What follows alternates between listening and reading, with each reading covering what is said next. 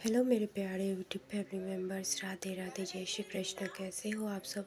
उम्मीद करते हो कि आप लोग बहुत अच्छे होंगे, स्वस्थ होंगे, मस्त होंगे। आपका परिवार भी भरा पूरा और स्वस्थ रहे और एक दूसरे का आप लोग ख्याल रख रहे होंगे। मेरा था बर्थडे 20 अप्रैल को। कुछ छोटी मोटी सी सेलिब्रेशन, जस्ट केक कट, और घर पे ही बस हम थोड़ा बहुत खाना वाना बना लिए। बाहर नहीं गए हम कहीं, गर्मी इतनी हो रही कि कुछ मन नहीं हो रहा है। और बस हम बस 2-3 लोग तो हैं, और उधर हमारे जेठानी के घर के 2-3 बच्चे थे। बाकी लोग हैं नहीं, सब कहीं ना कहीं घूमने निकले हुए हैं। तो बस हमने जस्ट घर पे ही थोड़ा बहुत सेलिब्रेट कर लिया। और बच्चों का सेलिब्रेट करो तो इतना अच्छा लगता है, अब क्या ही बड़ों का इतना। और हर किसी का अपना एक नज़रिया होता है। तो बस वही छोटी मोटी सेलिब्रेशन की, घर पे ही खाना बनाई थी, खीर पूरी और सब्ज़ी वगैरह जो भी छोटा मोटा। हमारे में मतलब नॉनवेज वगैरह जन्मदिन वाले दिन नहीं बनता है, तो बस खीर पूरी बनाया था मैंने। सेवई की खीर बनाई थी। सेवई मतलब अक्सर चावल बन जाता है और सेवई बनता ही नहीं है मतलब। तो आज सोच के मैंने डिसाइड किया था कि आज सेवई ही बनाऊंगी। तो गर्मी इतनी हो रही है ना कि किचन में 1 मिनट भी खड़ा रहने की इच्छा नहीं होती है। अब दुर्दशा सी बिगड़ जाती है। और यहाँ स्पेशली दिल्ली में तो बहुत ही ज़्यादा गर्मी पड़ रही है, अभी से ही पड़ रही है। मतलब ऐसा हाल है, जब मेरे घर के अंदर ऐसा हाल है तो मेरे हस्बैंड जी का क्या ही हाल होता होगा। मैं सोचती हूँ कि उनका जो है वो धूप में ही है ड्यूटी उनकी, क्योंकि कंस्ट्रक्शन साइट पे तो जानते ही हैं कि धूप में ही इंसान को रहना पड़ता है, देख रेख करना पड़ता है। तो वही मैंने खीर बनाई थी। मेन्यू में था भिंडी का भुजिया, और ये पुदीने आम धनिया पत्ता की चटनी, सैलेड, कचौरी, और साथ में बनाया था काले चने का छोला। ये मेन्यू में थी। तो इतना ही था। और थोड़ा सा फ्राई राइस बना लिया था।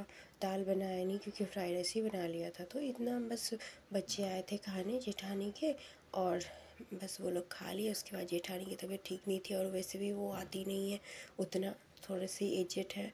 तो मतलब उनको दिक्कत होगा, और घर पे भी कोई रहना चाहिए। तो उनके लिए पैक करके बच्चों से भेज दिया था, तो लेके चले गए वो लोग। गए उसके बाद मैं खाना पीना खुद का खा रही हूँ। मतलब करते धरते ऐसा हो जाता है कि क्या ही बताएं। मतलब फटाफट फटाफट से खा रही, ठूस रही हूँ, मैं खा नहीं रही, जल्दी जल्दी से ठूस रही हूँ। क्योंकि आना की आदत है ना, कि जब तक मैं नहीं जाऊँगी, चाहे कितनी भी थकी रहे, आज तक कभी ऐसा हुआ नहीं कि वो खुद से सो जाए। पता नहीं उसकी कभी ये बीमारी जाएगी कि वो मेरे बिना सो जाए। तो उसके बाद मैं किचन और घर की साफ़ सफाई कर रही हूँ। लोग कहते हैं रात में पोछा नहीं लगाते, झाड़ू नहीं लगाते, पर मुझे ना घर गंदा और किचन गंदा करके सोना ना बिल्कुल पसंद नहीं है। मुझे अच्छा ही नहीं लगता है।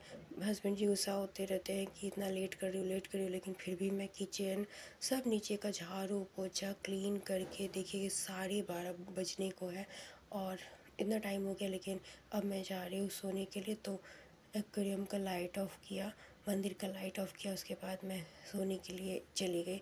और ये है जो है मेरे जन्मदिन, यानी कि 20 तारीख से पहले 17 या 18 को तेज वाली आंधी आई थी शाम को। बारिश तो यहाँ होती नहीं है, लेकिन धूल वाली हवा जो है, ऐसी भयंकर हवा थी तो क्या ही बस थोड़ी दिन पहले तो मैंने साफ़ सफाई डस्टिंग की थी, और फिर से आंधी आ गई फिर से। अब तो रोज़ यही लगा रहेगा। मतलब इतनी मतलब चिड़ मच जाती है, नहीं हवा से मत पूछिए। बारिश है तो सही है, लेकिन मतलब पूरा क्या ही बताया जाए, घर गंदा हो गया। और मकड़ी की थोड़ी बहुत जाल लगे हुए थे इधर उधर। तो मेरी सास रूपी हस्बैंड जी कंप्लेन करते रहते हैं कि इधर जाला लगा है, उधर जाला लगा। तो मैं सबको निकाल रही हूँ। मुझे सास की कभी खलने नहीं देते मेरे हस्बैंड जी। तो हर चीज़ के लिए मुझे बोलते रहते हैं कि इधर ये पड़ा है, उधर वो पड़ा है। तो बस मैं थोड़ा बहुत कर लेती हूँ। मतलब एक्चुअली ना शरीर भी साथ नहीं देता। आजकल मैं बहुत ज़्यादा लेजी सुस्त सी हो रखी हूँ, तबीयत सही नहीं लगती है गर्मी की वजह से। और मतलब आजकल थोड़ी सी हैवी हैवी फील कर रही हूँ। मतलब पता नहीं क्यों ऐसा लग रहा है कि मतलब मोटी हो गई हूँ काफ़ी, और आलसी सी फील कर रही हूँ। तो देखिए ये धूल झक्कर सब झा रही हूँ। बाहर की खिड़की है, ये बालकनी साइड, और ऊपर से गंदगी इतना गिर गई थी ना, मतलब जाली से ऊपर से कहाँ कहाँ से गंदे गंदे उड़ के पत्ते, क्या क्या रैपर प्लास्टिक क्या क्या आ जाता है अंदर पता नहीं। और फ्रिज वगैरह की डस्टिंग थोड़ी बहुत साफ़ करो, कितना भी करो ना तो रह ही जाता है। और कितना भी करो तो मेरे हस्बैंड यही बोलेंगे, यहाँ जो डस्ट है, यहाँ धूल है, यहाँ वो है, ऐसे करके मुझे दिखाते हैं, देखो इधर पड़ी है, उधर पड़ी है। देखिए कितनी गंदगी और कितनी गंध मची हुई थी, मैं क्या ही बताऊँ आप सबको। ये देखिए ये सब ऊपर से गिरा था, ये सब फ्रिज या टीवी का किसी का था, ये ऊपर रखा हुआ था, ऊपर से गिरा। और धूल देखिए, स्पेशली धूल कितना है। आफ्टर आफ्टर क्लीनिंग ये है हाल बेडरूम का तो कर चुकी हूँ, कपड़े फोल्ड करने के लिए पड़े हैं और उसके बाद इधर का भी कर ली हूँ। और आन्या को बोली कि थोड़ी देर तो शांत बैठ ले मेरी बच्ची, मैं पहले क्लीनिंग कर लूँ, क्योंकि वो है ना 1 सेकंड के लिए भी शांत नहीं बैठ सकती।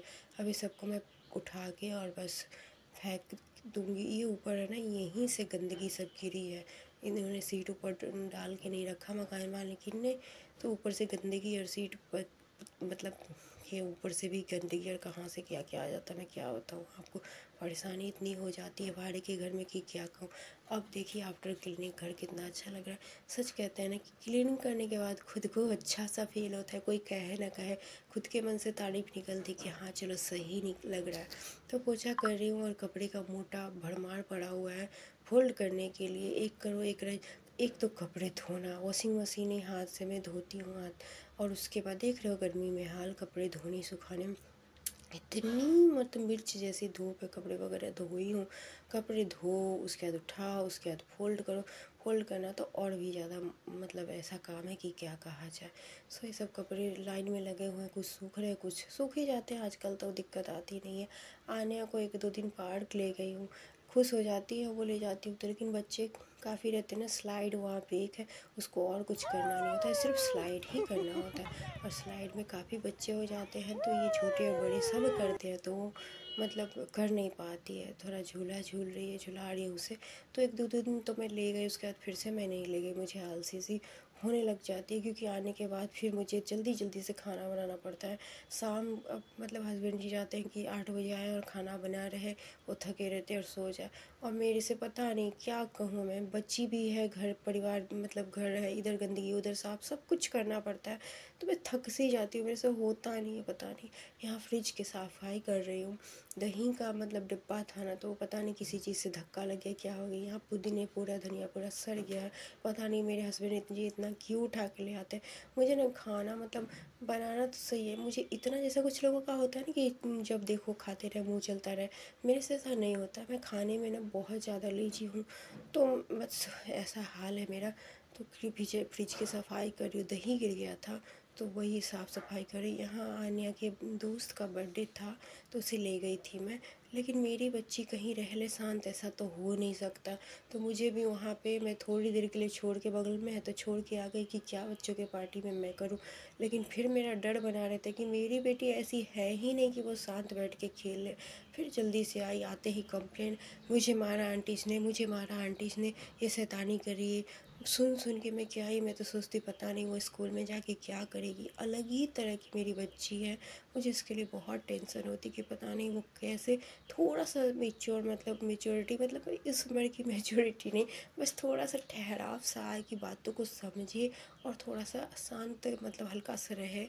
एक्टिव बच्चे अच्छे होते लेकिन ओवर एक्टिव भी अच्छे नहीं होते, तो थोड़ा सा मैं टेंशन में आ जाती हूँ। सब लोग केक वेक कट रहा है तो वहाँ मैं उसे गोदी में ज़बरदस्ती पकड़ के रखी हूँ, बर्थडे उस बच्ची का है और यहाँ इसको ही केक काटना है।